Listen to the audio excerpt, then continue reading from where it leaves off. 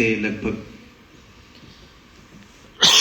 2:30 बजे तक 2 बजे तक वो थोड़ा सा विलंब से खत्म हुआ और मंचीय व्यवस्था के कारण हमारी ये भी सत्र थोड़ा विलंब से शुरू हो रहा है। उसके लिए मैं सर्वप्रथम माफी चाहूंगा। ऊपर एक थियरी पेपर भी चल रहा था, उसको भी हमने थोड़ा सा ध्यान में रख के वो भी बच्चे अभी इसमें सत्र में सम्मिलित हो पाए, इसलिए थोड़ा सा विलंब हुआ। वर्कशॉप के बाद ये हमने एक संवाद का सत्र रखा। इसका उद्देश्य यही है कि पंडित जी आए हैं तो बच्चों के लिए कुछ बनारस की परंपरा और परंपरा से जुड़ी कुछ बातें, चर्चा, संवाद हो जाए तो हमें इसका सारे विद्यार्थी और सभी शिक्षकगणों को इसका लाभ मिलेगा। तो पंडित जी बहुत बहुत स्वागत है आपका। हमने विषय रखा है परंपरा और समकालीन दृष्टिकोण। तो बनारस की, खासकर बनारस घराने की तबला वादन की परंपरा, इसको आप थोड़ा सा अगर शुरू में इसको एक्सप्लेन करेंगे, यहीं से हम शुरू करते हैं।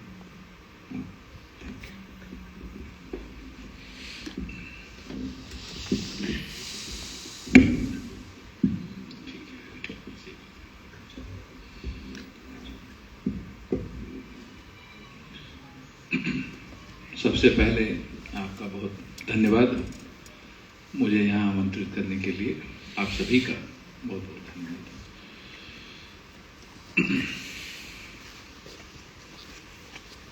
बनारस में रह करके, बनारस में आ करके बनारस की बात करना थोड़ा मुश्किल काम तो है। आप सभी लोग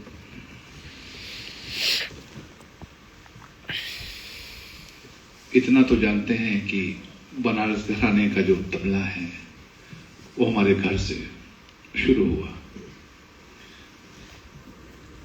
इस परंपरा के प्रवर्तक पंडित राम सहाय जी, जिन्होंने बनारस घराने को जन्म दिया, स्थापित किया, और सिर्फ 46 साल उनकी आयु रही।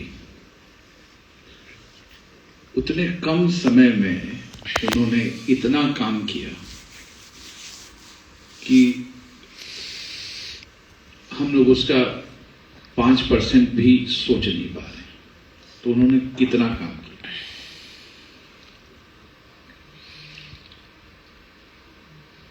और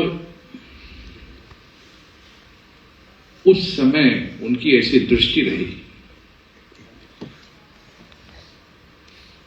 कि किसी इतने बड़े काम को हम सिर्फ 1-2 लोगों को नहीं सिखा सकते।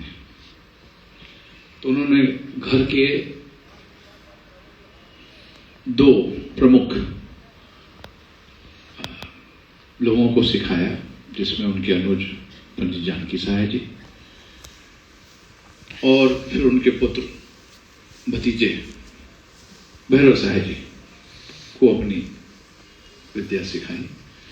उसके अलावा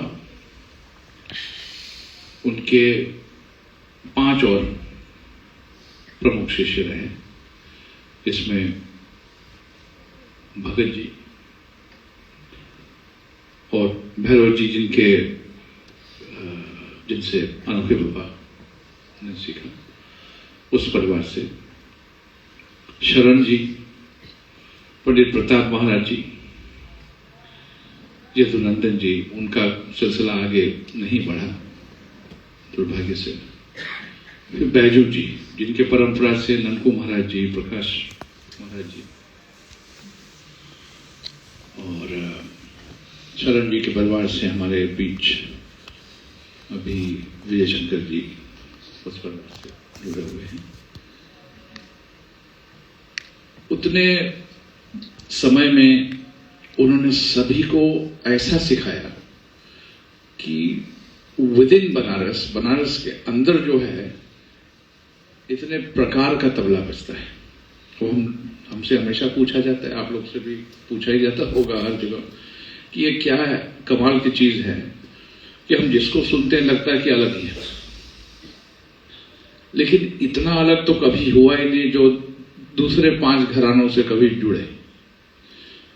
वो ये बनारस का तबला भिन्न होते हुए भी उसको सुनकर के कभी ऐसा नहीं लगा कि फर्रुखाबाद बज रहा है, कि अजवाड़ा बज रहा है, कि लखनऊ बज रहा है, कि पंजाब बज रहा है। इसमें फिर भी वही अलग से एक फ्लेवर है। तो एक क्या कमाल की बात है। उसके साथ साथ ऐसा है क्यों? उन्होंने अलग अलग विधि से सिखाया और उसके बाद जिन कलाकारों को सिखाया उनकी अपनी तपस्या, अपनी परिश्रम, अपनी सोच उस काम को और आगे ले गया। उनकी भी पीढ़ियों में बड़े अच्छे अच्छे तबला वादक हुए और अपनी तपस्या से उन्होंने हर चीज को उसको और चमकाया और सारी दुनिया तक पहुंचाया। रचनाएं इतनी सारी कर दी कि किसी एक से समझना मुश्किल। ग्रंथ लिख दिए उन्होंने उतने समय में। लोग यहाँ 1-2 फर्द याद करके मुझे ही सुनाते रहते हैं। मैं जब कहीं बजाता हूँ, मैं अगर कॉन्सर्ट में हूं तो सब तबला मेरे लिए ही बजता है। फिर वो अपना तबला घुमा लेते हैं, फिर देखिए ये देखना है, फिर मुझे सुनना पड़ता है। मैं उनको तारीफ कर करके सुनता हूँ। और देखिए अभी हाल में ही किसी ने भी मुझे सुनाया,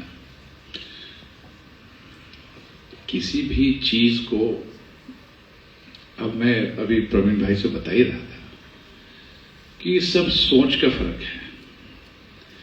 जब मुझे कहीं बुलाया जाता है बजाने के लिए, नमस्कार, तो मैं ये सोच करके जाता हूं जब बजाता हूं कि मुझे सिर्फ बनारस बजाना है।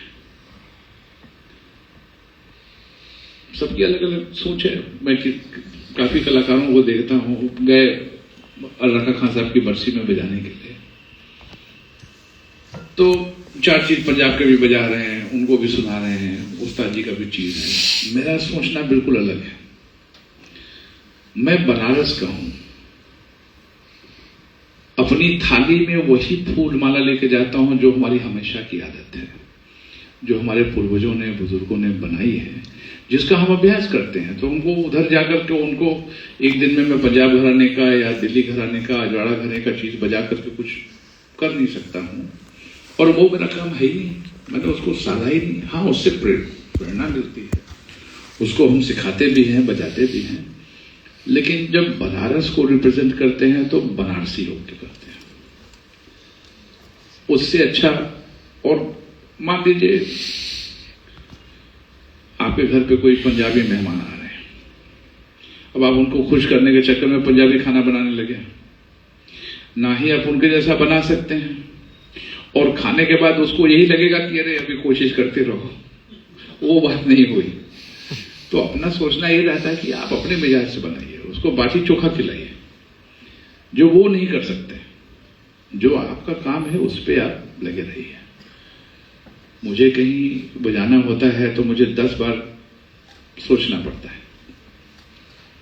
ऐसा नहीं है कि मैं प्रभावित नहीं हूं दूसरे घरानों से, बहुत कुछ सीखता हूं और सीखता आ रहा हूं।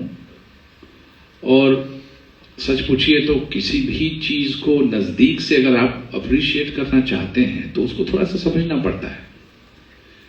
तो आप जब तक बजाएंगे नहीं अजवाड़ा, आप कैसे अप्रिशिएट करेंगे?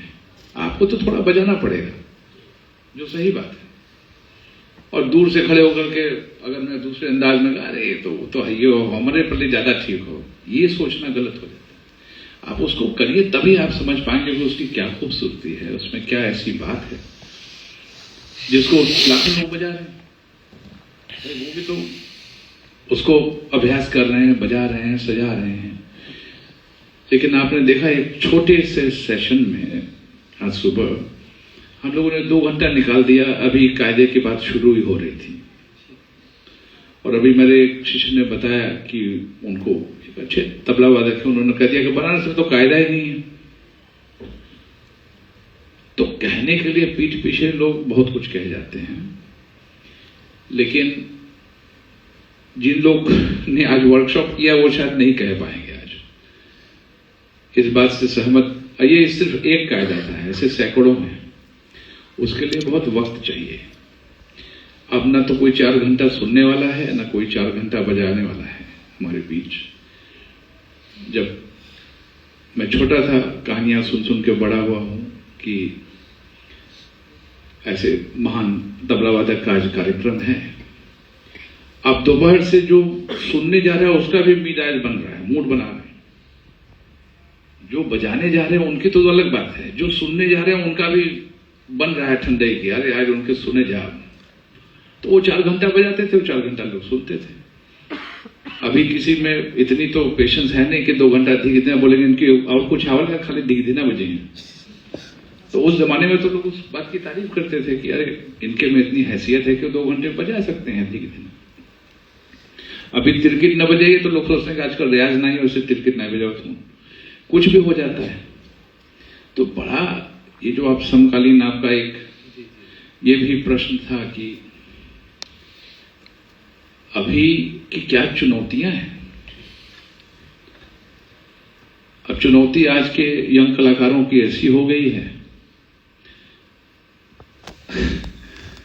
कि पहले तो अपलोड करना है, कुछ रियाज 5 मिनट में अपलोड हो जा रहा है, वो ज्यादा जरूरी है। 10 कलाकारों को फोन करना है बजाने के लिए, वो ज्यादा जरूरी है। जो रियाज है उस पर ध्यान ही नहीं है। और बहुत सारी ऐसी बातें जो हमको यहाँ पे कहना भी नहीं है और आप जानते भी हैं, अभी हमारी बात हो रही थी कि अगर आदमी कोई भी काम करे, कोई भी साज बजाए, कोई भी काम करे, अगर उस पर ध्यान दे तो दुनिया आपको ढूंढ निकालती है। आप अच्छा सितार बजाते हो, आपको ढूंढ लेंगे, आपको कहीं बताने की जरूरत नहीं है। जैसे अच्छी सी परफ्यूम लगाने से आपको किसी को बताना नहीं है कि आपने लगाया हुआ है, वो आपसे लोग पूछते हैं। तो इसी प्रकार से अगर हमारे जो यंगर जनरेशन है, अपने सिर्फ काम पे ध्यान दें, अपने काम को चमकाइए और उसकी चर्चा होती है, और अच्छे काम की अच्छी चर्चा होती है। आप अच्छा बजाते हैं तो आपकी बुराई थोड़ी होगी बाहर में, कोई थोड़ी बोलेगा अरे सब अच्छा वाहियात बजा रहा था, उसको कुछ नहीं हो रहा था। आप अच्छा बजाएंगे तो जो आपको जानता है, जो चाहता है, और जो ना भी चाहता है वो भी अच्छी बात ही कहेगा। ये बड़ी जरूरी बात है। और रही बात, हर एक समय में अलग अलग चैलेंजेस आते हैं। ऐसा नहीं है कि आप किसी ऐसे उम्र में पहुंच जाते हैं जहां आपके चैलेंजेस खत्म हो जाते हैं, चाहे वो कार्यक्रम को लेके हो, चाहे वो आपके बजाने को लेकर के हो। अब आप अक्सर हमारे जैसे बूढ़े लोग को सुनते हैं कहते हुए, अरे ये यंग है, ये बजा रहे हैं, हमारा तो हो गया, टाइम खत्म हो गया। कुछ लोग ऐसा भी कहते हैं। जब हम ऐसा सोचने लगते हैं तो टाइम वाकई खत्म हो जाता है। संगीत में कोई अंत है नहीं, न तो सीखने का, न सिखाने का, और न ही रियाज करने का। 90 साल की उम्र तक उस्ताद अहमद जानते थे, वो खान साहब उसी मिजाज से बजाते रहे। कंठे बब्बा का स्टोरी हमने इतना सुना कि बीमार पड़े हुए फिर भी उनका कुछ नहीं बज रहा तो नाना का गीत से रियाज कर रहे। और हमारे पूर्वज दुर्गा साहब जी आंख से नहीं देख पाते थे, जंगल में रहकर रियाज किया। और ये कहानी मुझे कई बार पंडित हनुमान प्रसाद मिश्र जी, हमारे नाना जी, राजमामा जी के पिताजी ने बताया कि कोई कथक डांसर आए थे बनारस में, और उनके साथ संगति कोई कर ही नहीं पा रहा था। वो बड़ा ही मजाक कर रहे थे कि अरे बड़ा सुने थे बनारस में बहुत अच्छे अच्छे लोग तबला बजाते हैं। तो ये वाक्य इनको बैठाया, तो उसने और भी मजाक किया कि भाई देखने वाले तो बजा ही नहीं सकते थे, वो ये देख ही नहीं पाते हैं, तो ये हमारे साथ क्या बजाएंगे। और मुझे कहानी बताते हुए रोते थे कि बेटा, जैसे लगता था कि उनकी 2 आंखें नहीं, कई आंखें हैं। तो ऐसे तपस्या में इतनी ताकत होती है कि सब कुछ संभव है। बिना तपस्या के आप चाहते हैं कि शंकर जी प्रकट हो जाए तो थोड़ी होंगे। आप पहले तपस्या तो करिए। हमने तो ये सब उदाहरण में तो बनारस में ही तो सीखा मैंने। एक दिन घाट पे घूमने गया तो देखा एक साधु एक पांव पे खड़े हैं। अब आप पूछेंगे भैया तुमको 2 पांव है, एक पांव पे क्यों खड़े हो? संगीत में भी यही है। जहां 2 घंटा आप करते हैं वहां 6 घंटा बजाइए, तब तो कुछ लाभ होगा ना। आप 2 घंटा बजाएंगे तो 2 घंटे का लाभ होगा। तो आजकल हर चीज का जो माहौल बदला है, रियाज घड़ी देख के करते हैं। हमने बचपन में तो हमारे पास घड़ी भी नहीं थी। हम लोग के पास ऐसा कुछ साधन था ही नहीं। हाँ, कम होता था तो डांट जरूर पड़ती थी, पड़ोसी तक से डांट पड़ती थी। घर में तो छोड़ दीजिए, दादी सुबह से ही डांटती थी कि अरे मैं तो 4 बजे से उठी हूं, ये लोग अभी सो रहे हैं। तो ऐसा आप में से किसी के साथ होता है क्या? आपके माता पिता, गुरु कोई आपको जगा रहा है सुबह? आप नहीं हो रहा है, आप खुद ही अपना फोन चला रहे हो, अपना ही अलार्म सेट कर रहे हो। तो बहुत सारी बातें हैं जो हमको सोचनी जरूरी है। मेरे से जब भी कोई पूछता है कि आप बताइए कि इसको जीवित रखने के लिए, आगे जाने के लिए क्या करना चाहिए, तो मैं मजाक में कहता हूं भाई पीछे देखना चाहिए। संगीत में ये बड़ा जरूरी है। जब तक आप अपने बड़े बुजुर्गों को ध्यान में रखेंगे, आप आगे चलते जाएंगे। उनका मत कभी छोड़िए, उनके लिए श्रद्धा वैसे ही रखिए। उनसे आपको आजीवन सीखना होगा। जिस दिन आप उनको छोड़ देंगे उस दिन आप वाकई कहीं और निकल जाएंगे। उनका आचरण करते रहिए, उनका ध्यान करते रहिए, तब जाकर के कुछ बात बनेगी।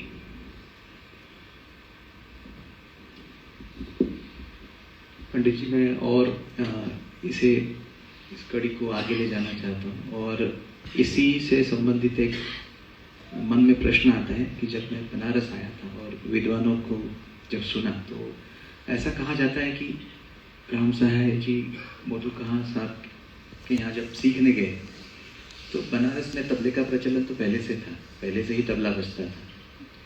तो वो स्वरूप क्या रहा होगा कि घराना एस्टेब्लिश होने के पहले ही तबला बज रहा था और इस घराने के प्रवर्तक जब लखनऊ घराने के उस्ताद से तबला सीखते हैं और वहाँ से आने के बाद उन्हें लगता है कि एक नई परंपरा शुरू की जाए, तो आज हम लखनऊ को बनारस में कितना देख पाते हैं?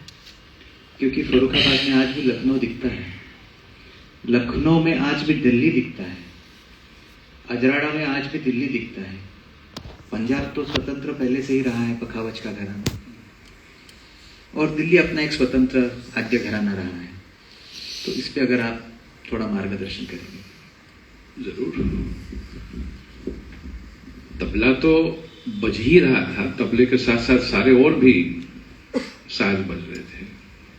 कथक डांस भी हो रहा था, सितार भी बज रहा था, लोग गा भी रहे थे, लेकिन घराना नहीं स्थापित था।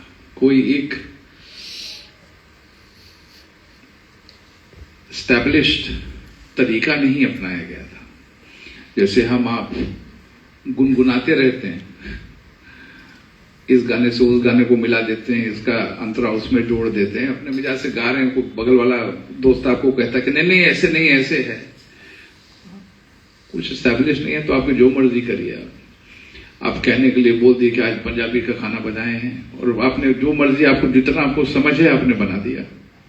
ये तो एक्सपर्ट ही आपको बता सकता है ना।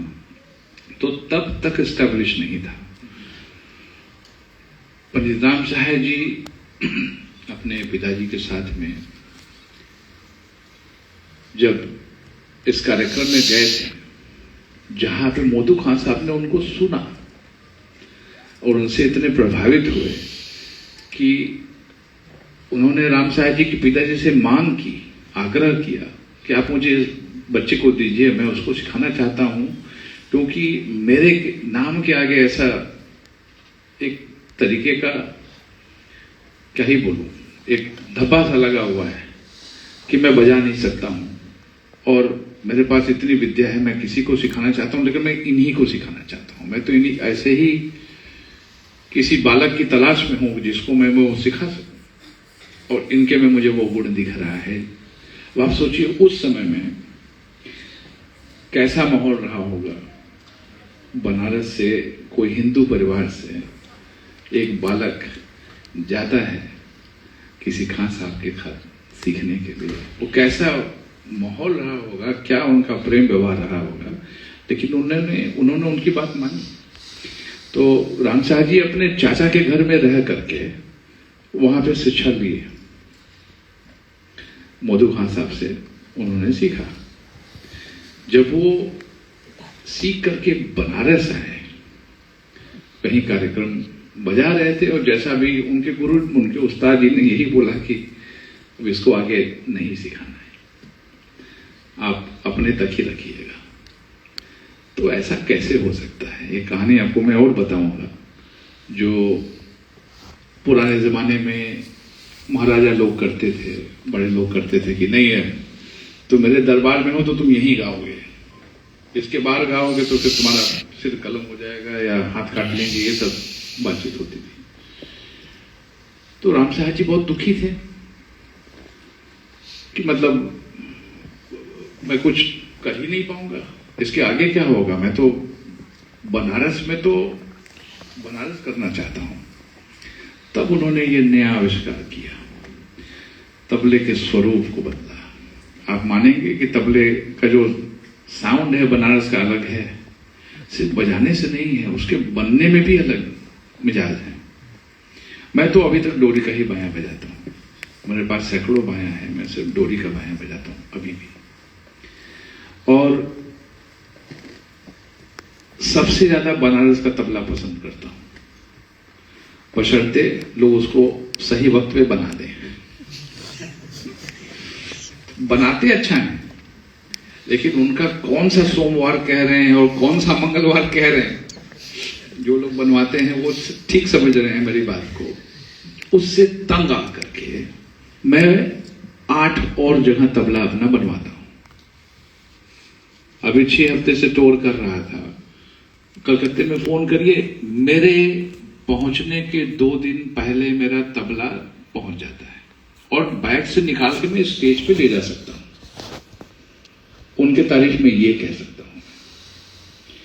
पुणे से तबला पहुंच गया, दिल्ली खोला तबला, दूरदर्शन में भी खटाक से बजा दिया।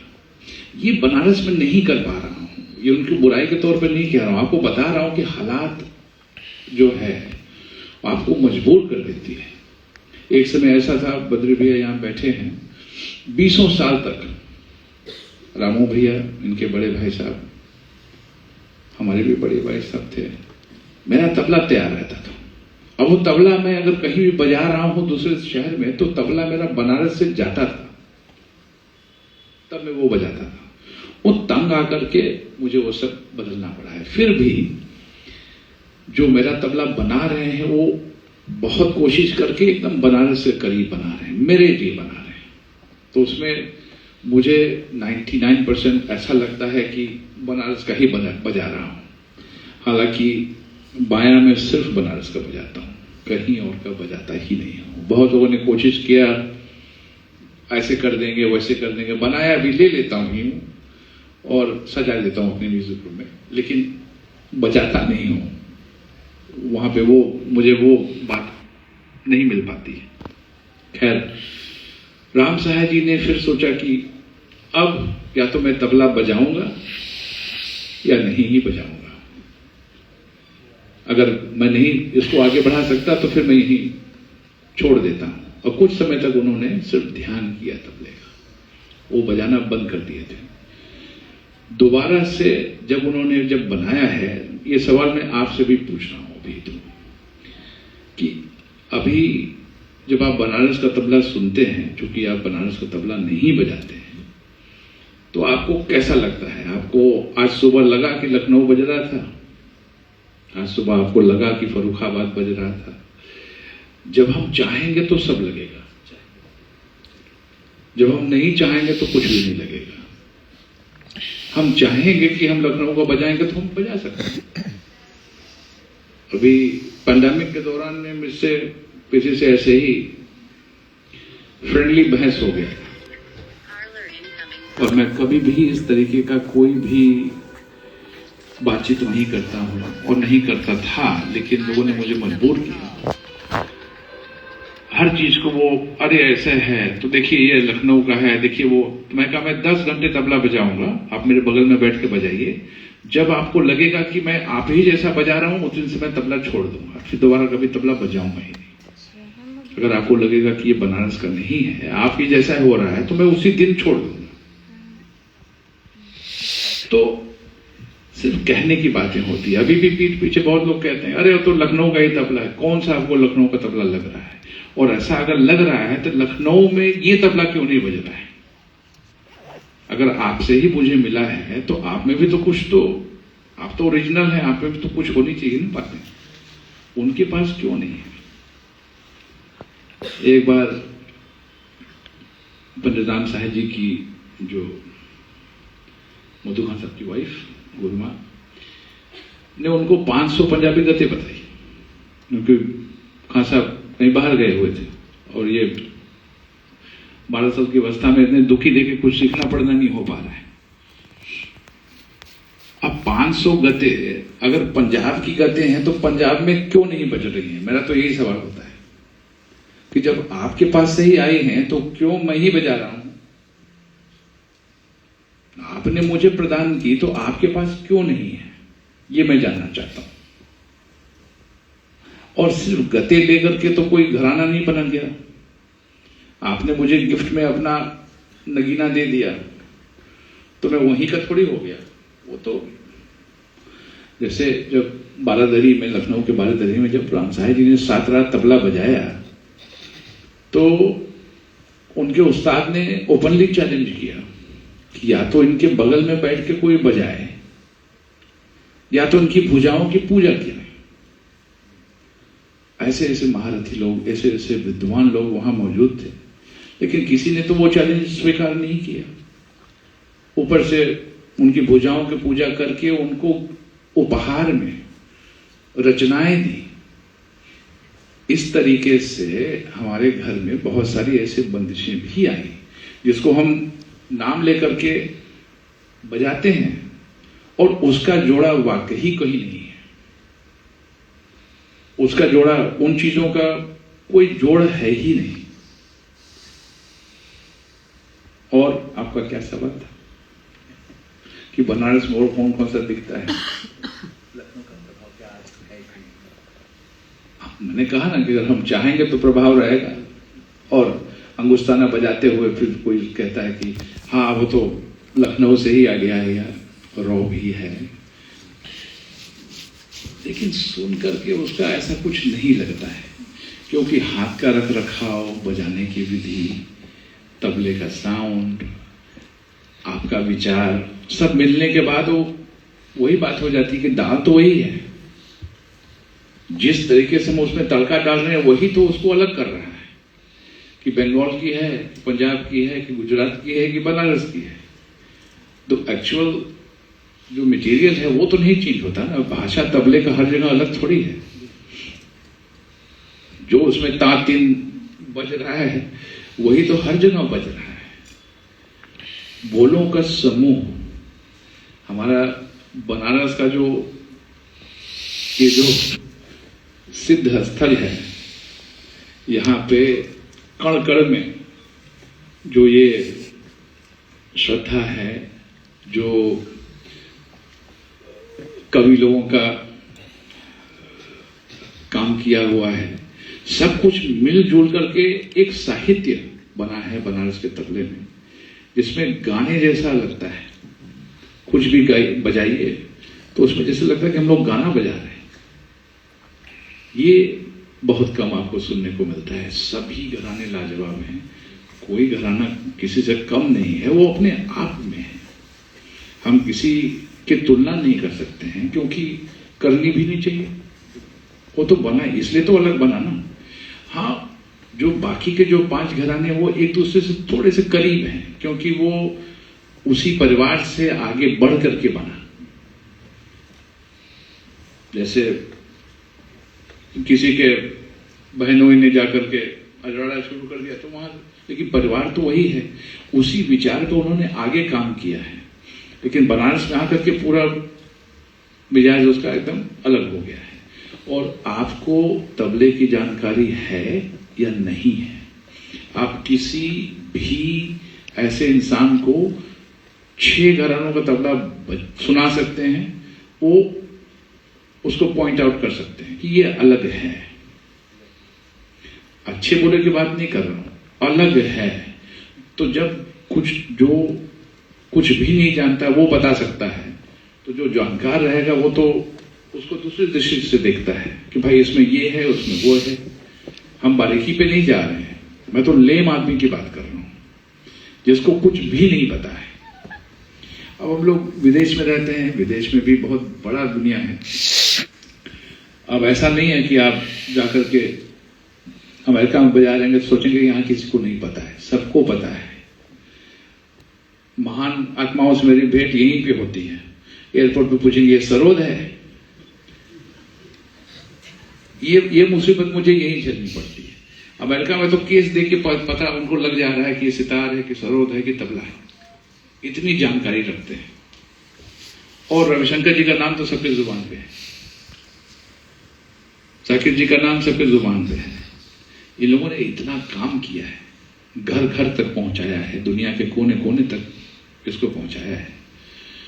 बनारस के कलाकार लोग पहले इतना ट्रैवल नहीं करते थे, बहुत विद्वान लोग हुए, बहुत ही हर एक पीढ़ी में मतलब गजब लोग हुए, लेकिन थोड़े से इतने बाहर जाने का उनको शौक नहीं था। वो अपने मिजाज में रहते थे। बनारसी जो मिजाज है, ठंडे पिए, गाना बजाना किए, रियाज किए, 4 लोग से मिले, मस्त। लेकिन दूसरी जगह पे थोड़ी सुविधा ज्यादा रही, उनको बाहर जाने का या दूसरे लोगों के साथ मिलने जुलने का थोड़ा ज्यादा मौका मिला। तो अब ये दुर्भाग्य की बात है कि मैं यहाँ पैदा हुआ, बड़ा हुआ और रहता कहाँ पे हूँ, लेकिन वहां पे मैं कोई अंग्रेजी तबला थोड़ी बजाता हूँ, वहां पे बनारस का ही तबला बजाता हूँ। आप हमारे घर पे भी आएंगे कि आपको लगेगा कि बनारस में ही है। तो यही हमारी कोशिश है। अब जब तक वहां का दाना पानी लिखा है तब तक है, और जिस दिन नहीं होगा हम यहीं होंगे। आत्मा तो यहीं रहती है, यहीं का ध्यान करते हैं सुबह उठ करके। तो और कुछ पूछिए।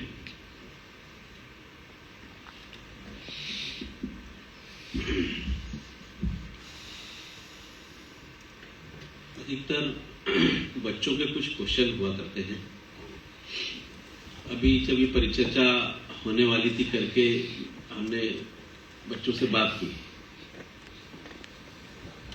तो उन्होंने पूछा कि तुम पहले ही बता दो कि हमको तुम्हारी ओर से क्या प्रश्न रखना है। तो कुछ बच्चों के क्वेश्चन इस प्रकार थे कि समझ लो कि बांट है, तो बांट की खूबसूरती को या उसकी रचना प्रकार को किस तरह से पहचाना जाए, ताकि बच्चों का यह था कि एक नया बांट यदि हमको बनाना है तो उसका स्वरूप मन में किस प्रकार होना चाहिए। तो इस संबंध में भी कुछ आप, क्योंकि कायदा सीखते सीखते कुछ लोग नए नए कायदे भी बनाते हैं, तो बांट के स्वरूप के ऊपर भी एक बात बच्चों के अंदर आ रही थी कि एक तो बांट कितने प्रकार के होते हैं और बांट का स्वरूप को किस तरह से पहचाना जा सकता है कि हाँ ये बांट है, इसको बांट कहेंगे। तो एक इस संबंध में जरूर। बच्चे यहाँ नहीं हैं, है ना, है वो है। अच्छा जिनका क्वेश्चन है वो सब व्हाट्सएप किए सब। हाँ वही। तो जैसा कि उसका नाम सजेस्ट करता है बांट, अब ये पुराने लोगों की कैसी सोच रही कि हर चीज का नाम कैसे रखा जाए। जैसे कायदा वो हमको सिखाता है, उसके दो भाग होते हैं, खाली भरी खुली मुंदी जैसा हम कहते हैं। जैसे राइमिंग होता है, दादा तेटे दादा तीना दादा तेटे दादा तीना दादा तेटे दादा तीना दादा तेटे दादा तीना, हमेशा दो भाग ही होता है कायदे का। हालांकि एक दो कायदे ऐसे हैं बनारस में जिसका मुंदी है ही, ऐसा भी एक दो है। बांट जैसा कि नाम सजेस्ट करता है, जो बंटता है, बंटने के बाद उसका जो आखिर का स्वरूप होता है वो लग्गी मिजाज से हो जाता है। दूसरा, एक हमारे मामा जी सुरेंद्र मोहन जी से मेरी बात हुई है, उन्होंने बताया कि जैसे धीगे धीना त्रिगड़ धीना धागे ना धीगे धीना, वो बोले बेटा ये कायदा नहीं है, बांट है। जो आखिर में जाके धगे नदी की दिना धगे नदी की दिना लगी भाव से हो जाता है, उसी को वो बांट कह रहे हैं। कायदे तो सैकड़ों बने ना। जैसे उदाहरण के रूप में मैंने सुबह बोला कि अगर आपके पास में 10 शर्ट है, एक आप घर पे पहनते हैं, वो घरेलू है, एक ऑफिस वाला है, एक कहीं पार्टी में जाने वाला है, एक बहुत खास जगह वाला है। तो जब आपको रॉयल फैमिली से जब इन्विटेशन आता है तो जो घर वाला है वो तो पहनेंगे नहीं, जो ऑफिस वाला है वो तो काम आएगा नहीं। तो वहां तो आपने वही सबसे अच्छा वाला पहनना है जो सिल्क का है, उसमें चांदी का बटन लगा हुआ है। तो ऐसे ही कायदे बहुत सारे बने, लेकिन जब हम परफॉर्मेंस में जब उसको प्रस्तुति करते हैं तो उसको बांट कहते हैं, उसको हम कायदा कम कहते हैं बनारस में। ऐसा ही हमारे गुरु जी ने भी बताया कि हर कुछ कायदा तो सीखने के लिए इतने सारे कायदे हैं, और जैसा आपने बताया कि कायदे बना भी दिए जा रहे हैं, हर एक आदमी कायदा बना सकता है, कुछ भी कायदा कायदा हो गया। आपको तिरकिट का रियाज करना है, आपने तिरकिट का कायदा बना दिया। कोई मुश्किल इतना काम नहीं है कायदा बनाना। लेकिन एक साहित्यिक रूप से जो कायदे बने हैं बनारस में, जैसे मैंने बताया कि उसका ऐसा लगता था कि वो कुछ कहानी कह रही है। उसका जब हम विस्तार कहते हैं करते हैं तो हमको वाकई एक जैसे जर्नी का महसूस होता है कि हम उसको उसकी विचार को आगे बढ़ा रहे हैं, कहीं ले जा रहे हैं उसको। ऐसा थोड़ी सी सिर्फ टेक्निकली बजाने के लिए बजा रहे हैं, तो उसी को बांट कहते हैं। और अगली बार जब मैं तबला लेके बैठूंगा तो उसको ज्यादा मैं समझा पाऊंगा। मुझे थोड़ी दिक्कत थी इसलिए मैं आज नहीं बजा पा रहा हूं, और बहुत सारी बातें तो ऐसी मैं तबला साथ में रहे तो मैं आपको ज्यादा दर्शा सकता हूं। और आप जानते ही हैं, पाठ बजाते ही होंगे आप लोग, सिर नहीं हिला ऐसे कि ऐसे जानते हैं ना, तो बस इसी प्रकार गद कायदा और कायदा, बनारस में गद कायदा व्यवस्था है और कायदा व्यवस्था है। तो कई बार हमारे कुछ बच्चे इंटरव्यू में गए और उनको जो भी परंपरा से बनारस में सीखने को मिला होगा कि जैसे एक बच्चा परफॉर्मेंस कर रहा था, उसे धागे न धादर कर धागे न धादर कर धागा कर धागे न धादर कर दिना कर बजाया। तो वो जब बजा रहा था तो उससे पूछा गया कि ये क्या है, कायदा है या गद कायदा है।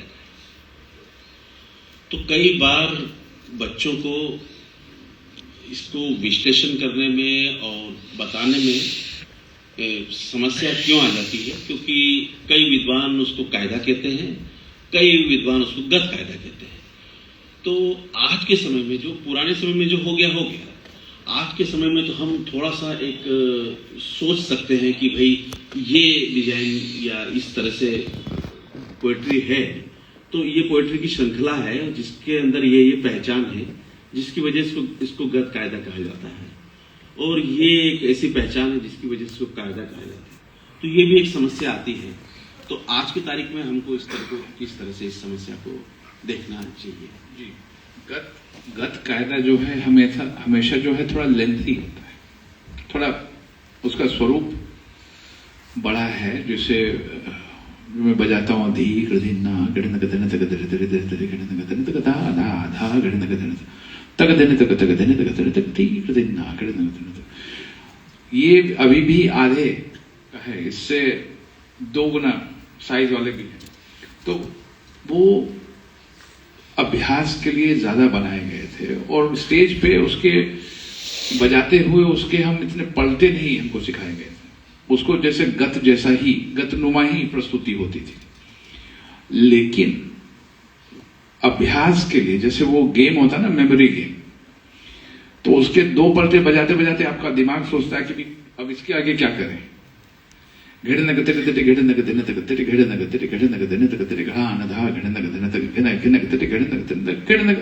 मुदी आ रहा है, तो उसके जब आप 4 पलटे बनाते हैं तो आपका दिमाग थक जाता है, क्योंकि इतना कुछ याद करना है, इतना विस्तार से उसको सोचना है, उसको सब कुछ को बरकरार रख करके बजाना है। ऐसा नहीं कि उठपटांग में कुछ और ही ले आ रहे हैं, जहां वो जो उसमें है नहीं, जो फ्रेजेस उसमें इस्तेमाल नहीं हो रहे हैं, जैसे रागों में है, जैसे रागों में है।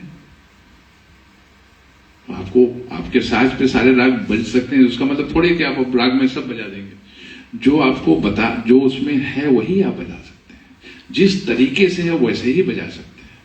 जब मैं यहां से नया नया गया विदेश, तो मुझे 2 ही चीज सीखना था वहां पे, एक तो कंप्यूटिंग और दूसरा इंग्लिश।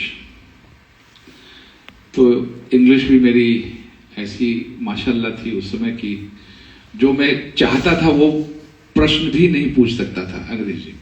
तो मुझे ले जाया गया हमारे कंप्यूटर टीचर के पास में। अब मैं अपने टूटी फूटी इंग्लिश में उनको समझाने की कोशिश कर रहा हूं कि मुझे पलटा बनाना है। अब उसको पहले समझाना पड़ा कि पलटा है क्या, वो कोई संगीतकार थे नहीं, संगीत से जुड़े नहीं थे। तो मुझे पलटा बनाना है, और मैंने सुना है कि कंप्यूटर बहुत तेज है, तो उन्होंने 1000 पलटा बनाया, धाधा तेजे धाधा तिना का कंप्यूटर ने बनाया।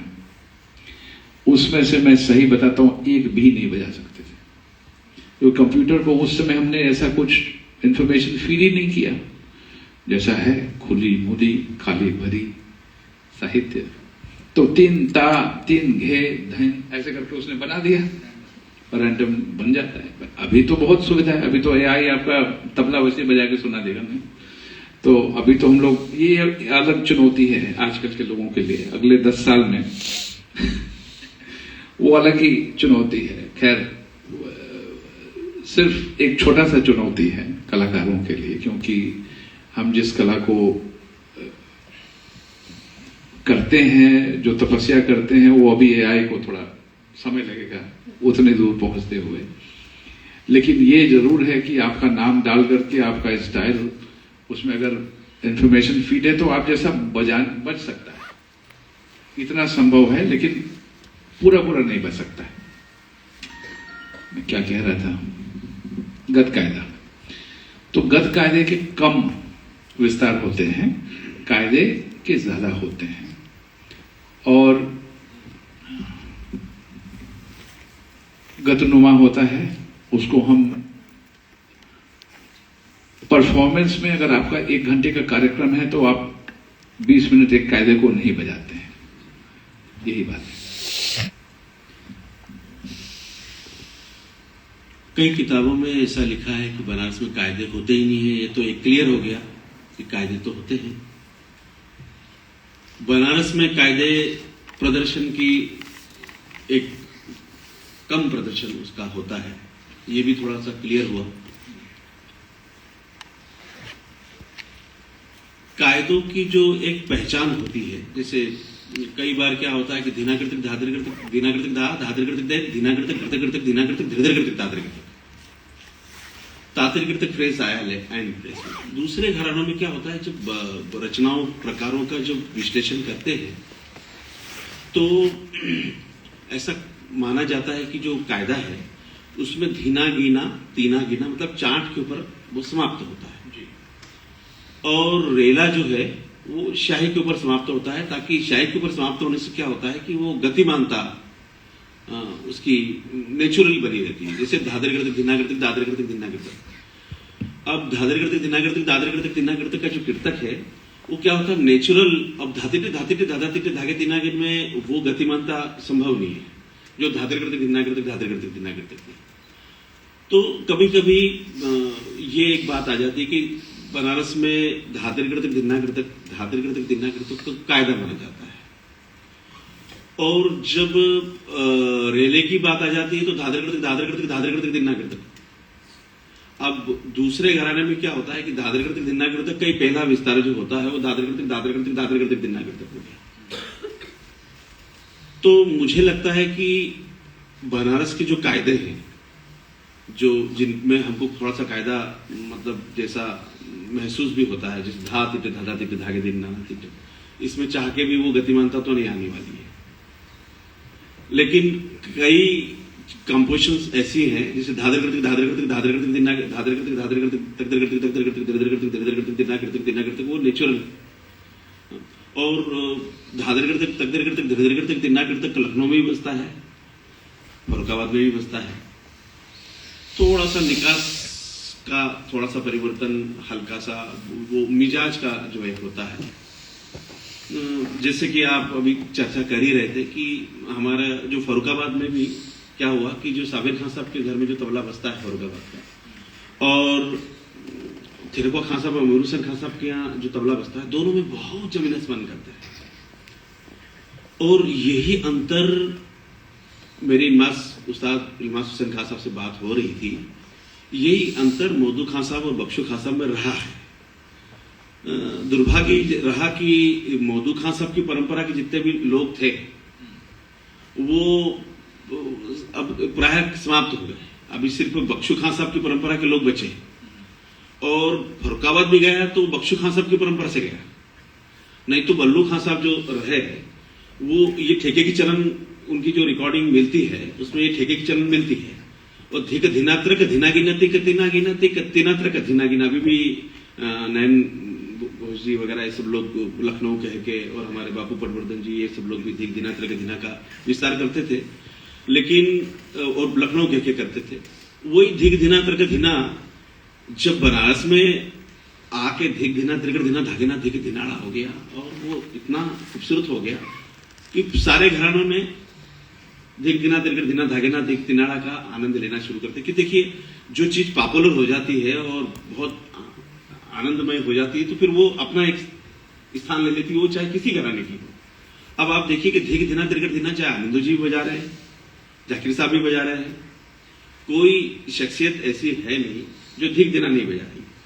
और वो धिक धिना त्रिकट धिना गिना तिक तिना गिना जो था वो अब रिकॉर्डिंग में, आकाशवाणी की रिकॉर्डिंग में जब हम रिसर्च करते हैं तो वो सब निकल के बाहर आता है कि ये लखनऊ में था। धादर कृतक दक्तर कृतक धीरे कृतक तिन्ना कृतक भी था लखनऊ में। बनारस में आने में मुझे क्या लगता है कि राम सहाय जी जैसे क्रिएटिविटी, मतलब उनको जब दो घरानों का तबला उनके पास आया और जब कोई एक सिद्धहस्त कलाकार जब निरंतर साधना करता है तो उनके अंदर जो क्रिएटिव, और हर कोई सृजन नहीं कर सकता, सृजन करने के लिए भी ईश्वर किसी को बना के भेजते हैं कि ये ही क्रिएटिविटी कर सकते हैं, कि इनको ये अधिकार है कि ये नया कुछ सोचेंगे और वो सारे समाज को प्रभावित करेगा। तो जब पंजाब का धीरे धीरे धीरे धगेना का रियाज हो रहा था, वहीं धिक धिना त्रिक धिना गिना तिक तिना गिन का रियाज हो रहा था। इस तरह के रियाज के कॉम्बिनेशन से राम सहाय जी को एक बहुत ही विलक्षण, एक अलग ही क्रिएटिविटी दिखी। तो मुझे लगता है कि जो कुछ समेटा गया था दिल्ली से लखनऊ तक, फिर उसके बाद पंजाब से, तो उनको जो कुछ और ऐड करने का लग रहा था वो सब कुछ उसमें ऐड हो गया। इसलिए कभी कभी यहाँ के बुजुर्ग कहते हैं, वो मुझे बात भी अच्छी लगती है कि सब घराने आके यहाँ परिपूर्ण हो गए, क्योंकि 2 अंगली से शुरू हुआ, अजराड़े वाले ने तीसरी अंगली शुरू की, लखनऊ वाले ने पूरा पंजा यूज किया और उसमें पूरी सीधा भी बजाया, उल्टा भी बजाया। बनारस में भी आके वो थोड़ा सा अंगली ऐसे ऐसे होते होते होते बनारस में आके थोड़ा ऐसे होके साउंड को पूरी तरह से खुल जाता है। तो मुझे लगता है कि ये जो क्रिएटिविटी, जो सृजनात्मकता रामसाई जी से हुई, उसमें वो परंपराओं की सब चीजें तो शामिल थी। क्योंकि धिनाक धादरगढ़ धिनाक धादरगढ़ धादादरगढ़ धिनाक धादरगढ़ धिनाक धादरगढ़ धादरगढ़, हमको धागे न धादरगढ़ धागे न धादरगढ़ धादादरगढ़ धागे न धादरगढ़ दिनाक धादरगढ़।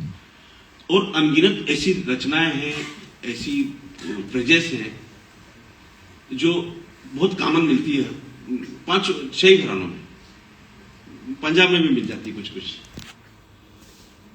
लेकिन बात वही है कि थोड़ा सा हाथ का रखरखाव परिवर्तन करके उसके साउंड को जो खोल दिया जाता है, एक बंद साउंड में बजता है, एक खुले साउंड में बजता है, तो वो अंतर, जो नादात्मकता का अंतर आता है, वो अंतर देखने को मिलता है। खासतौर पे जैसे अब मैं आपको बताऊं कि फर्रुखाबाद की गते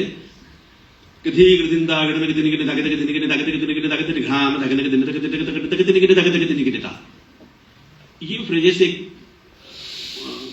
वहां पे गत के रूप में।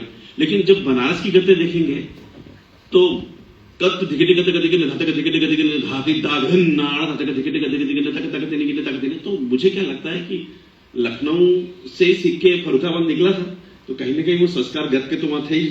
लेकिन जब बनारस में पंजाब और लखनऊ मिलके जब यहां आया, तो ये खूबसूरती एक अलग खूबसूरती बनारस के शैली में आ गई।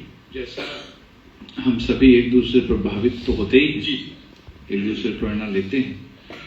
सबसे पहले तो मैं वो जो टीना कीना और लीना गिना से खत्म होने वाली चीज के बारे में यही कहूंगा कि दिल्ली में बनाया कायदा, उन्होंने ऐसा निर्धारित किया कि नहीं टीना कीना धीना गिना, बनारस बहुत बाद में बना। तो अब ऐसा होता है अक्सर कि जो पहले कुछ निर्माण करता है उसको एक्सेप्ट करने में थोड़ी मुश्किल होती है। आपने अपना मकान बनाया और आपका दरवाजा मुझे ठीक नहीं लगा, मैंने उसमें तब्दील कर दिया अपने मिजाज से, तो वो एक्सेप्ट करना बड़ा मुश्किल हो जाता है लोगों के लिए। हमारी मर्जी, हमको तीना गिना धीना गिना नहीं सूट करता है, हम धीना गिरते बजाएं, हमारी मर्जी। और ये जो आपने अभी पढ़ा धीना गिरते, इसको हमको गत कायदा करके सिखाया गया। उसके बाद वाला भी धागे ना धा तेटे धाधा तेटे धागे दिन नाना तेटे धा तेटे धा तेटे, इसका जोड़ा भी है। तो उसको हमको गत कायदा करके बताया गया।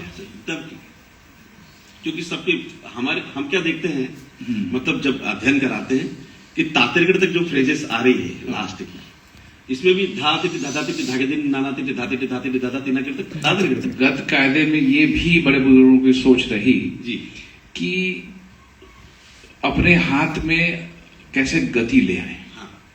तो रेला ना बजा करके गत कायदे की ऐसे ऐसे बहुत सारी चीजें हैं जिसमें अंत में गति है। जैसे धागे न धातृगढ़ एक बताई देता हूँ, एक सुनाई देता हूँ। जी धा तेते धा धा तेते धा तेते तेते धा धा तेते धा धा धा धा तेते धा धा धा धा तेते धा धा धा तेते तेते धा तेते तेते धा तेते घड़ धा तेते धा धा तेते। ये लोग क्या से उनकी सोच रही।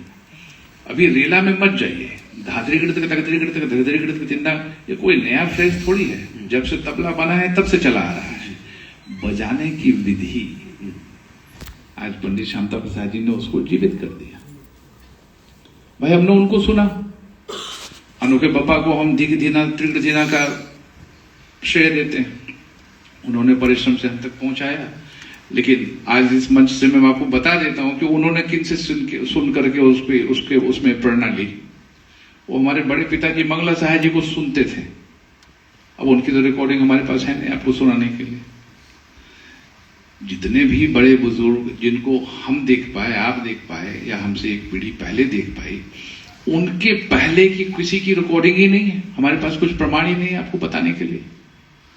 सिर्फ तबला वादक ही नहीं, हर विधाओं के कलाकार बनारस से कुछ न कुछ सीख करके ही गए हैं, चाहे वो सितार वादक हों, चाहे वो गायक हों, चाहे ध्रुपद गाते हों, चाहे कुछ भी करते हों। लेकिन हमारे पास प्रमाण है नहीं। बनारस ये सब मामले में बहुत ही पीछे रहा। न तो हमारी कोई रिकॉर्डिंग है, ना ही कोई, इतने मुश्किल से कुछ तस्वीरें हम जुटा पाए हैं। हम क्या जुटा पाए, हमारे बड़े बुजुर्ग जुटा पाए हैं। हमारे परिवार के इतने सदस्यों का तो कोई पता ठिकाना हम नहीं दे पा रहे हैं आपको। ऐसे ऐसे दिग्गज लोग हुए। तो ये हमेशा ही होता आ रहा है। और जैसे आपने पढ़ा ना, दिने दिने दिने दगिने दगिने, अब उसका जोड़ा सिर्फ बनारस में बजता है, सिर्फ हमारे गुरुजी बजाते थे। और कोई, मैं भी तो 58 साल से सुन ही रहा हूं, दिने दिने दिने दगिने दगिने, उसका जो जोड़ा है कोई बजाता है। तो कौन किससे प्रभावित हुआ, क्या कहां से आया, ये तो बजाने के ऊपर है। अगर उसी से प्रभावित है तो वो भी तो होना चाहिए ना कुछ। मुझे लगता है कभी कभी जो पीढ़ियां आई वो एक दूसरे से प्रभावित होकर भी जोड़े बने होंगे। जरूर बने होंगे।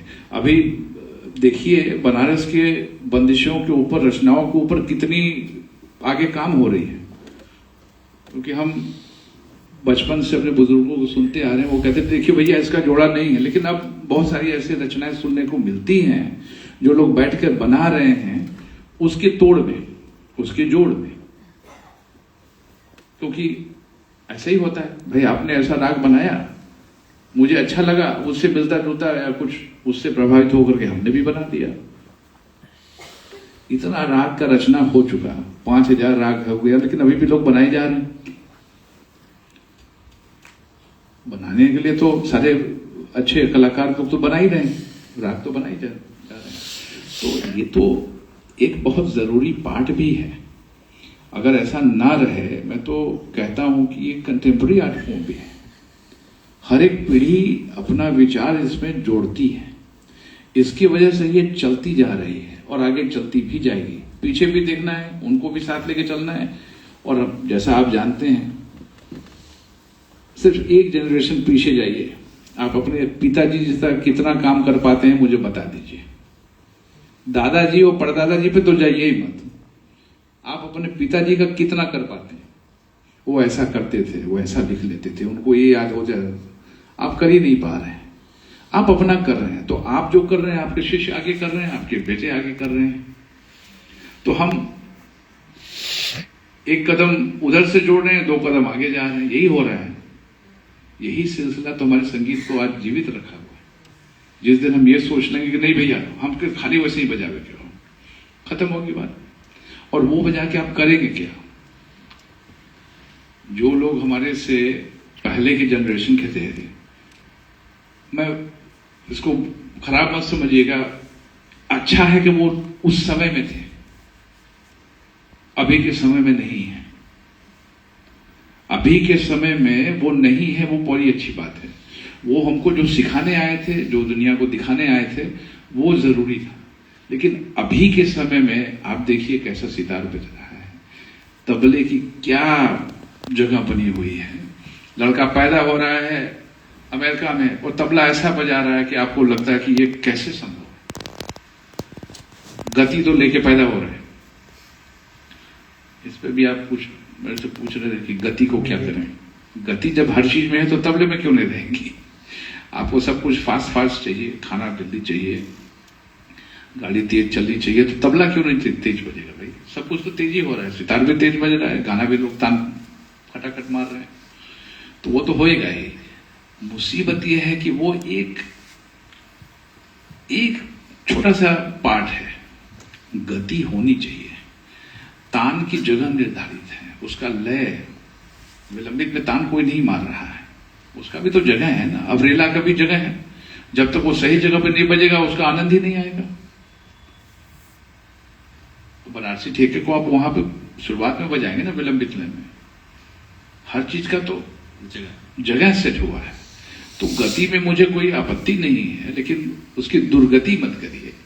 कायदा रेला में फर्क ही नहीं समझ में आ रहा है। हाँ। आप कब कायदा बजा रहे हो, कब रेला बजा रहे हो। अरे भैया, कायदा के जमीन पे कायदा बजाओ, रेले के जगह पे रेला बजाओ, उसमें कोई बात नहीं है।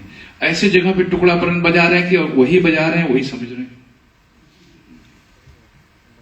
अरे बड़े बुजुर्गों ने कैसी कैसी रचनाएं की, पहले आप उसको सुनिए तो क्या उनका भाव रहा होगा, कैसा उन्होंने सोच करके इतनी मुश्किलात बनाए। धाधा दिंगड़ नगद रिगड़ तक तगिन धा अगड़ धा दिंगड़ नगद रिगड़ तक तगिन धा धाधा दिंगड़ नगद रिगड़ तक रिगड़ तक क्लाम धा रिगड़ तक तगिन तक क्लाम रिगड़ तक। साफ तो सुना, धा दिंगड़ रिगड़ तक। अरे क्या कोई रेस लगा हुआ है, कोई कहीं भाग रहे हैं, कुछ समझ में ही नहीं आ रहा है। अरे हर चीज का एक जगह है। तो हम लोग को बचपन से यही सिखाया जाता था कि क्या करना है और क्या नहीं करना है। जैसा मैं वर्कशॉप में कह रहा था, ठीक यही बात। सिर्फ सबक इस बात की नहीं होती तो तुम ऐसे करना है, क्या नहीं करना है। और ये अभी हो नहीं रहा है। सब लोग का फोकस बस एक तरीके से हो गया, बस गति मानता है। आप अच्छे हो गए, आपकी नौकरी होगी, आपके पास गाड़ी होगी, आपका घर हो गया। अब आगे क्या होगा? अब कहां जाएंगे आप? उससे बड़ा गाड़ी, उससे बड़ा घर, उससे कुछ और भी है दुनिया आगे। अरे यहां तो हम यही ध्यान करके बजा रहे हैं कि किस दिन हमारा थाप जो है हमारे गुरुजी जैसा लगेगा। रेला को तो छोड़ दीजिए। धमाल बजाते थे, ऐसा कत लगता था कि वो कत कहां से मिलेगा।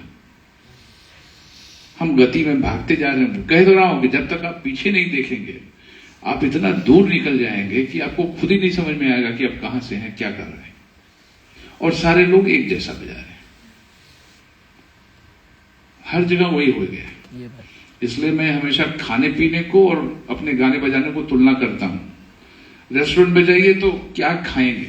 साउथ इंडियन भी है, इंडो चाइनीज भी है, ये वाला भी है, वो वाला भी। अरे भैया, कहां से आए हैं आपके शेफ?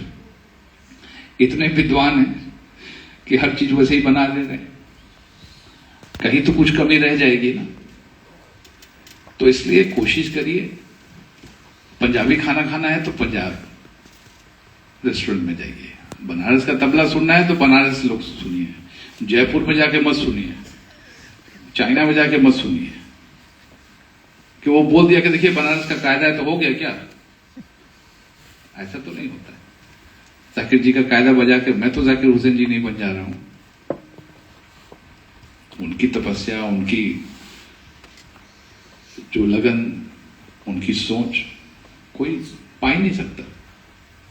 तो जब तक हम उसको समझ बूझ करके काम करेंगे, हर एक घराना वो अपना चमकता रहेगा, उसमें और आगे काम होता जाएगा। अभी मैंने नासिक बजाया था पिछले साल। आपको बताएं, एक बच्चा उस्ताद अहमद जान त्रिकवा खान साहब का तबला बजाता है। वहां पे 48 घंटे हम लोगों ने यही सुना। आप भी गए थे, आप तो थे उसमें। सिवाय एक मेरे छोड़ करके, और बनारस उस दिन मतलब वो 3 दिन में कुछ बजा नहीं था। लेकिन लोग बहुत चाव से सुने, बहुत पसंद करके सुने, बहुत प्यार से सुने। अब वहां पे मैं वही बजा दूं कि उन लोगों के बीच में है तो वैसे ही कर दूं, ये अपने से नहीं हो पाता है। और आजीवन यही प्रयास रहेगा कि कभी ये ना कॉम्प्रोमाइज करना पड़े, नहीं तो मेरा तबला अंग्रेजी हो जाएगा। जैसे उद्धव सर जी ने कहा कि रचनाओं का स्टैंडर्डाइजेशन तबले में हो गया है। कुछ सालों पहले नहीं था, लेकिन जब से तबला एकेडमिक्स में आया और कुछ हमारे बुजुर्ग तालयोगी पंडित सुरेश तलवलकर जी, पंडित मुलगांवकर जी है, भाइंडकर गुरु जी है, इन्होंने कोशिश की कि पारंपरिक तबले को थोड़ा सा, क्योंकि रचनाओं को लेकर हमेशा से कंफ्यूजन रहा है, उनको एक तार्किक तरह से सोचना, लॉजिकली सोचना, लैंग्वेज को लॉजिकली सोचना, और लैंग्वेज किस लय में बज रही है, उस लय में उसका क्या लॉजिक बन रहा है। तो हम अक्सर सुनते हैं कि पांचों घराने धादर गिड़तक धरधर गिड़तक धादर गिड़तक तेन्ना गिड़तक को रेला कह रहे हैं। बनारस में धात्री कृतक धर्तरी कृतक धात्री कृतक तुलना कृतक कायदा हो रहा है। तो ये थोड़ा सा हमें कभी कभी डाइजेस्ट नहीं होता कि रेला को कायदा क्यों कहा जा रहा है। मुझे भी नहीं होता है। बस ये कह कौन रहा है पहले ये तो और बताइए। धात्री कृतक धर्तरी कृतक धात्री कृतक तिन्ना कृतक कहाँ से कायदे का फ्रेज है? जी जी, बस यही, इसी पर हमें एक एक्सप्लेनेशन चाहिए था कि इसको कायदा नहीं है। क्या बात है, कायदा नहीं है। कायदा तेते आप कितना भी गति में बजा लें, वो कभी, जिसको हम अंग्रेजी में रोल कहते हैं, धर वो बात उसमें तेते में पैदा हो नहीं सकती। तो रेला तो बना ही उस आधार पे है जिसमें वो रॉ रहे, जिसमें वो गति रहे, जिस फ्रेज को आप कम लय में भी बजाते हैं फिर भी लगता है कि, क्योंकि उसमें 2 गुना ज्यादा फ्रेजेस हैं, तेटे की जगह पे तिरकिट बजा रहे हैं, तो जाहिर है कि वो उस मिजाज से बजेगा। लेकिन माफी चाहते हैं जो भी धागे न धात्री कर दादा, ये भी कायदा की जगह गत कायदा है इसको गत कायदा मैं कहता हूँ। जी जी, जो जिस चीज का 2 पहलू है उसको गत कायदा में, जी जी, वो 1-2 लाइन में बात खत्म नहीं हो रही है, उसको हम गत कायदा ही कहते हैं। अब अंतर समझ में एकदम क्लियर। जब कायदे छोटे से छोटे कायदा है, घीगे तेते घीगे नाना घीगे तेते घीगे ना, अब घीगे तेते घीगे तेते घीगे तेते घीगे नाना घीगे ना घीगे ना घीगे ना घीगे नाना घीगे ना तेना घीगे तेते घी, अब सब तीना का सब काम हो रहा है। लेकिन जैसे ही हम साहित्य पे आते हैं वहां पे वो गत कायदा ही कह सकते हैं उसको, और हम कुछ नहीं कह सकते। गत कायदे परफॉर्मेंस की चीज भी है, बजे भी है, सब लोग बजा है, चाहे घिन तिरकिट घिन तिरकिट गिंतरान दादरी गिरतक तकदरी गिरतक तादरी गिंतरान, ये भी तादरी गिरतक इसका फ्रेज है। वो राम साहब जी का ये कायदा है, अभी मैंने बजाया मुंबई में। जी जी, और मैंने अपने जीवन में उसको 2-4 बार ही स्टेज पे बजाया, नहीं बजाया बहुत, लेकिन बचपन से बनारस में बजा ले रहे हैं। जी जी, अभी समस्या क्या हो गई है कि एक चीज बजाइए वो अगले दिन कोई बजाता है, जी जी, अगले दिन यूट्यूब पे आ जाता है। जी जी, तो बहुत सारी ऐसी बातें हैं जो होल्ड बैक भी करना पड़ता है। जी, इसलिए नहीं कि हम देना नहीं चाहते हैं, लेकिन लोग लेने वाले फ्री के बहुत सारे हो गए।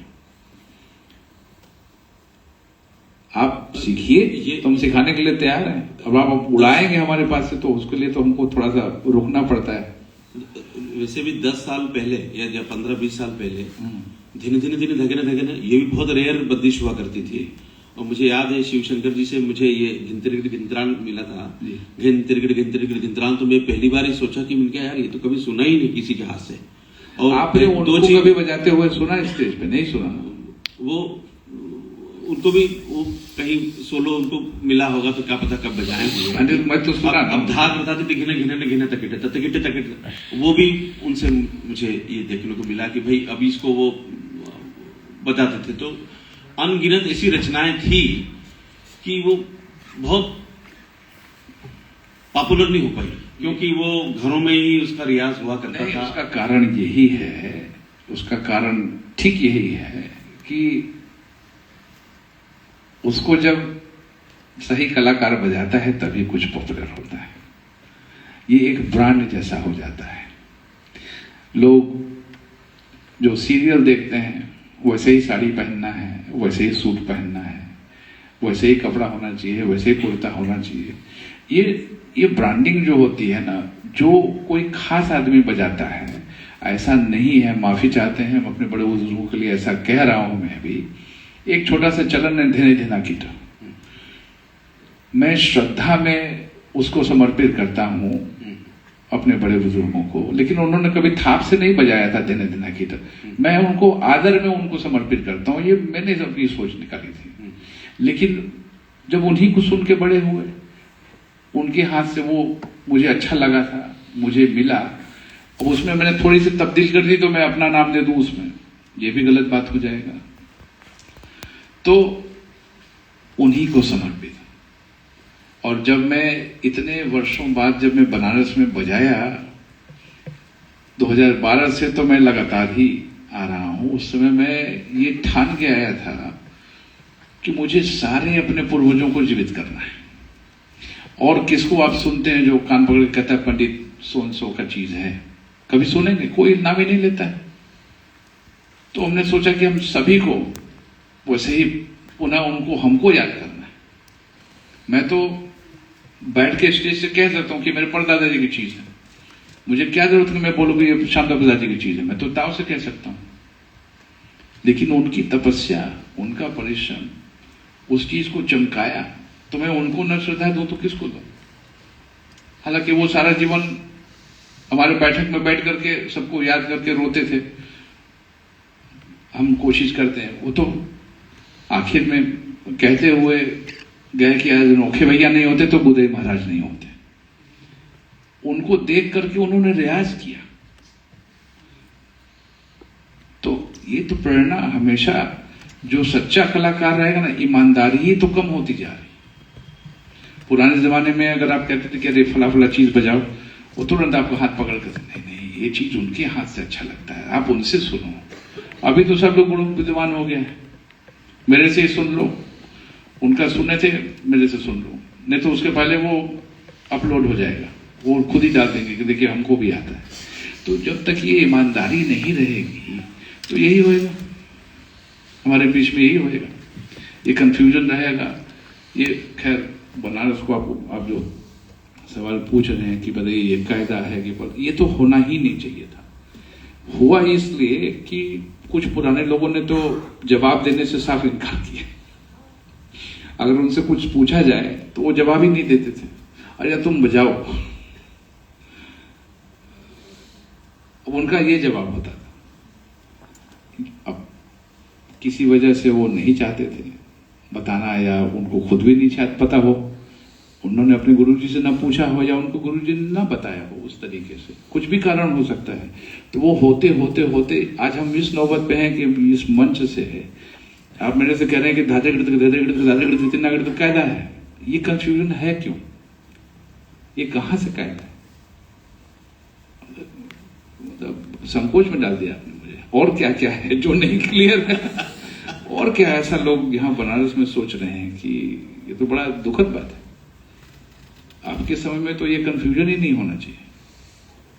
अभी दूरदर्शन का रिकॉर्डिंग किया 4 दिन पहले, तो जो हमारे साउंड टेक्नीशियन थे, हाँ उधर भी माइक लगाओ वीणा पे, अरे मैंने कहा भैया तानपुरा है, वीणा नहीं है। तो जब सब अब उसी में काम कर रहे हैं, उनकी सैलरी है 2 लाख रुपया ले रहे हैं, अब उनको तानपुरा वीणा में फर्क ही नहीं समझ में आ रहा है। आगे पूछ रहे हैं कि ये बजता रहेगा क्या तानपुरे को, जो इलेक्ट्रॉनिक तानपुरा था, क्या करें? तो जब तक ये समझ, उनको सीखने का शौक ही नहीं। अगर उनके में इतनी इच्छा होती कि जरा सा पूछ लेते कि भैया इसका क्या नाम है, एक्सपर्ट हो गए, वीणा बोल दिया, यही समस्या है। आप पूछ लीजिए, हमको नहीं पता तो हम पूछ लेंगे ना भैया चेलो है कि ये वायलिन है कि वियोला है, नहीं जानते हैं तो पूछ लीजिए। क्यूरियोसिटी जब तक नहीं रहती इंसान में, वो कुछ भी नहीं सीख पाता है। सबसे जरूरी बात है कि पहले आप विद्यार्थी बनिए, बात वहीं खत्म हो जाती है। बिल्कुल, विद्यार्थी जब तक बने रहेंगे जीवन में सब कुछ सीखते रहेंगे, तबला ही क्या सब कुछ सीखते रहेंगे बस। सिर्फ टुकड़े के बारे में भी कभी कभी आप सोच रहे थे अभी तो, टुकड़ा जो है, अब इतनी अच्छी कंपोजिशन है। दूसरे घरानों में क्या होता है कि दादी दादी दादी दादी करती दादा करती दादी दादी दादी धा दादी धा दादी धा, एक छोटा सा टुकड़ा हो गया।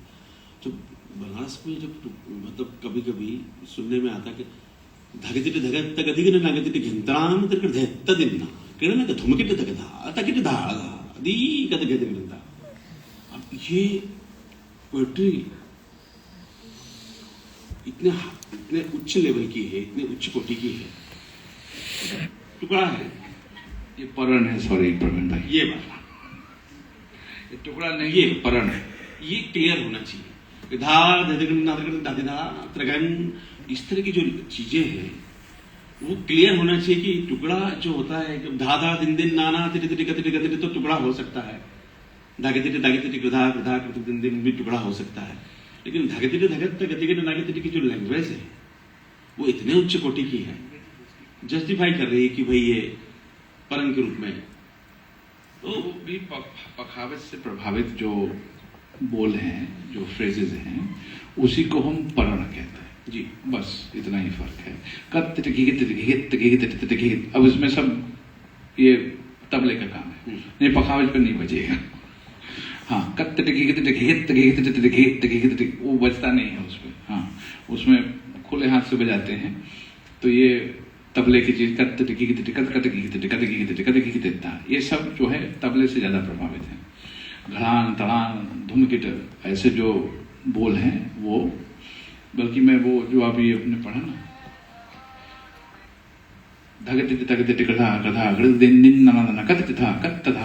ये भी परण के स्वरूप में ही आ जाता है। हाँ, लेकिन पखावज के बजने में थोड़ा सा जी उसका स्वरूप अलग है, तो इसलिए अधिकतर डांस में ये देखकर डांस तबला पखावज कहीं ना कहीं साथ संगत की वजह से भी कुछ कुछ रचनाएं हमारे इसमें ऐसी आ गई जो तबले में भी है, डांस में भी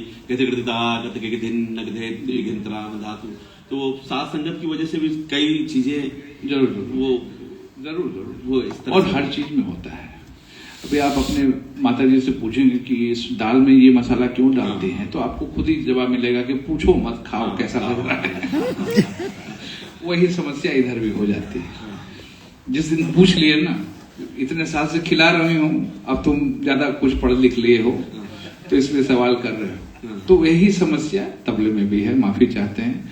और आज मैं वाकई मतलब ये तो जो आप सवाल पूछ रहे थे, आज तबला होता तो मैं आपको बहुत कुछ आगे भी कह सकता था, और उसी चीज को कैसे बजाना चाहिए जो कि परण लगे और टुकड़ा टुकड़ा लगे, ये मैं आपको कोशिश करता दर्शाने की, क्योंकि इसलिए हम रिक्वेस्ट कर रहे थे कि तबला जरूर ये ऐसा हम पहले से कुछ सोचेंगे, अपने आप को ठीक करेंगे उसमें। नहीं, बहुत अच्छा, बहुत एक तो क्लियर हो गया कि गत कायदा बांट का जो कंफ्यूजिंग है कई चीजों में, और अब नाम नहीं लेना चाहिए, लेकिन इस तरह की जो दो तीन विचारधारा जब टकरा जाती है तो विद्यार्थी कंफ्यूज हो जाता है। और ये चूंकि संस्था के शिक्षण प्रणाली का एक अंग है कि आप जो बजा रहे हैं इसके बारे में आपको जानकारी होना चाहिए कि ये है क्या। तो एक तो क्लियर हुआ कि गत कायदे का स्वरूप क्या क्या होता है, बांट का स्वरूप क्या होता है, और परम किसको कहते हैं, टुकड़ा का स्वरूप क्या होता है। एकदम इसको मुझे लगता है कि आप लोग इस बात से काफी आज प्रसन्न होंगे कि रचना प्रकारों का जो एक पहचान होनी चाहिए उसके पीछे एक लॉजिकल विचारधारा होनी चाहिए। लॉजिकल क्यों वो कायदा नहीं है। तो बहुत कुछ बातें आज क्लियर हुई। हर क्षेत्र में है। अभी मैं गुजरात में था तो बोले गुजराती नाश्ता करेंगे, जरूर करेंगे। तो पाटिया गाठिया, वो लंबा गाठिया है, अब उसके साथ खाने में क्या है, हरा मिर्च और जलेबी। अब उनसे मैं पूछूं ऐसा क्यों है, तो बोले खाने में अच्छा लग रहा है। बोले यार पाटिया के साथ तो हरी मिर्च समझ में आया, जलेबी बोले जब तीखा लगेगा तो जलेबी खा लेंगे। तो वही स्थिति है। अगर कुछ पूछना चाहे तो जरूर पूछिए। अगर दो चाय का समय हो गया है तो आप कुछ पूछना चाहें तो पूछ लीजिए। उनका क्वेश्चन तो मैं सब लेके बैठ गया। जी जी, काम खत्म ही। अगर ऐसा है तो फिर नमस्कार। आजकल प्रेजेंटेशन के बारे में मुझे थोड़ा पूछना था कि कभी कभी ओवर साउंडिंग हो रहा है कॉन्सर्ट्स में और बहुत तकलीफ हो रही है ऑडियंस को, खुलाबाजी करके, और ऐसा तबले को पीटा जा रहा है कि वो रस ग्रहण खत्म हो रहा है पूरा। कौन इसकी मैं ये भी बताओ कि आपकी इस बारे में क्या है, क्योंकि हम पीट रहा है उससे पूछिए। आपका एक खुला है, कितना खुला होना चाहिए? नहीं खुला मतलब इतना नहीं खुला होना चाहिए कि लोग उससे परेशान होकर सवाल पूछें। खुला होना चाहिए लेकिन इतना नहीं खुला होना चाहिए। नहीं देखिए, जैसे हर बिकने वाली चीज अच्छी नहीं होती है। कोई चीज ज्यादा बिक रही है, अब आप सोच लें कि वही अच्छी है, तो ये भी गलत हो जाता है। ऐसे ही किसी भी कलाकार को सुनिए तो जरूर आप एनालाइज करिए। कभी कभी उनका अपना जो पर्सनल टच है उसमें आ जाता है, उनका व्यक्तित्व जो है उसमें दिखता है। आप जिस प्रकृति से सोचते हैं, जिस भाव से आप सीखे हैं या साधना करते हैं, वो आपके बजाने में जरूर दिखता है। चाहे वो सितार हो, चाहे वो गाना हो। कितने लोग आलाप जारी उसी मिजाज से करते हैं, उनकी अपनी सोच है। वो तो तुरंत गद बजाना चाहते हैं या तुरंत ही तान, उनको लगा है कि भाई 5 मिनट हो गया अभी तानी नहीं बजाए, या 10 मिनट हो गया रेला नहीं बजाए। तो ये उनका अपना पर्सनल सिचुएशन है। जो लोग बहुत ज्यादा बनारस के नाम पे इधर उधर हाथ करके अगर बजा रहे हैं, तो मैं तो कहता हूं कि वो दोष है। जरूरत से ज्यादा नहीं करना है, क्योंकि आप एक बार ऐसे थाप मार दिए तो आपका हाथ यहां है कि यहां है, उससे कोई उसका लेना देना नहीं। ध्वनि निकल चुकी है, अब उसके बाद आप कुछ भी करें तो वो जरूरी नहीं है। अगर वो करते हैं तो उनका अपना सोच है, अपना प्रदर्शन करने का तरीका है, उनके हिसाब से। आपको सही लगता है, गलत लगता है, आपकी अपनी विचारधारा है, लेकिन जरूरत नहीं है उसकी। ये ऐसा सिखाया नहीं गया कि नहीं बजाना तो ऐसा ही करना कि यहां खत्म हो जाए और यहां तुम्हारा हाथ रहे। ऐसा किसी ने सिखाया नहीं है। कोई भी गुरुजी हमारे ख्याल से कभी ऐसा सिखाया नहीं है। आपने उसको एक्स्ट्रा मसाला डाल दिया, वो आपकी अपनी मर्जी है। ये खुलाबाज है करके और इतना बजा देना कि जो मेन आर्टिस्ट है वही बेचारा परेशान कि अरे। आपको किसी मेन आर्टिस्ट ने शिकायत की कि लग रहा है कि देखिए, हर चीज में सोफिस्टिकेशन जरूरी होता है। चाहे आप खाना पकाएं, चाहे आप कपड़ा पहने, चाहे आप साज बजाएं, तो ये जो क्लास है ना, ये किसी एक चीज से नहीं आता है। इसके लिए आपको बहुत बारीकी से अध्ययन करना पड़ता है, बहुत बारीकी से, कि मेरे में उनके में क्या फर्क है। ये आपने बहुत नजदीक से सोचना पड़ता है। हम अपने गुरुजी से नहीं बजा पा रहे हैं क्योंकि मुझे उतना उनके करीब पहुंचना है। क्या वो ऐसा कर रहे, पता नहीं क्या कर देते थे वो। अब वो ही पता नहीं है ना, वही तो नहीं पता है। वही पता हो जाएगा तो वो जो मैं बजा रहा हूं उसमें खूबसूरती पैदा हो जाएगी। अब जब गुरुजी चाहेंगे तो आप उसको समझ जाएंगे, चाहे वो आपके बीच हैं चाहे न रहे। वो जिस दिन चाहेंगे वो आप में आ जाएगी। आपको उस जगह पे अपने आप को पहुंचाना है। आपको अपने आप को उस जगह पे पहुंचाना है कि एक दिन आपको समझ में आ जाएगा कि अरे ये नहीं मिला मुझे, और इतने साल से हम उनको सुन रहे हैं, देख रहे हैं, सैकड़ों बार सुन रहे हैं, लेकिन समझ में ही नहीं आ रहा है। मैं तैयार नहीं हूं उस चीज को समझने के लिए। अगर ऐसा ना होता तो सब एक जैसे होते कि नहीं। यही तो हमको फर्क किया हुआ है। ऊपर वाले के लिए भी बड़ा आसान काम रहता है, कॉपी पेस्ट, सबको एक जैसा बना दिया। यही तो सबसे बड़ी माया है। आप जो हैं उस पर ध्यान दीजिए। आप हैं, वो है। अगर आप उनसे ये सीख पाए कि क्या नहीं करना चाहिए, यही आपकी सबसे बड़ी सीख है। क्या कर पाए उसको तो छोड़ दीजिए। अगर आपको कुछ नहीं पसंद आया, आपको ठीक नहीं लगता है, तो यही तो सीख मिली आपको। एक कार्यक्रम में नाई नाटक मंडली में उस्ताद शाहिद परवेज जी बजा रहे थे और पंडित शांता प्रसाद जी तबले पे थे। हमारे एक गुरु भाई गए थे उसको सुनने के लिए। अगले दिन गुरुजी ने उनसे पूछा कि कैसा रहा कार्यक्रम। बोला, अरे वो जब उनको मौका मिलता तो सेम चीज बजा देते थे। बड़ा जोर से डांटे। बोले कि ताली बजी थी, लोगों ने पसंद किया था। बोले यही तो तुमको सीखना चाहिए कि इतनी तपस्या हो कि 5 बार बजा रहे हैं तब भी लोग उसी को पसंद कर रहे हैं। तुम 5 चीज बजा के क्या करोगे? देखो ये कितनी बड़ी तपस्या है। तो ऐसे ऐसे जादूगर लोग थे कि एक बार आपको नहीं, आपको 10 बार बनवाते थे उसी चीज को। इतना अपने में रखिए पावर कि आपको लोग अगले दिन भी सुनने की इच्छा रखें। ये आपके ऊपर है, सिर्फ अपने काम को चमकाइए, उसके बाद सब कुछ चमकेगा। तो सब कुछ चमकेगा वाकई। बहुत बहुत धन्यवाद आप लोग का, इतनी देर से मुझे बर्दाश्त कर रहे हैं। और प्रवीण भाई धन्यवाद, बड़ा मुश्किल मुश्किल सवाल आपने इधर पहुंचा के मुझे पहले पता होता।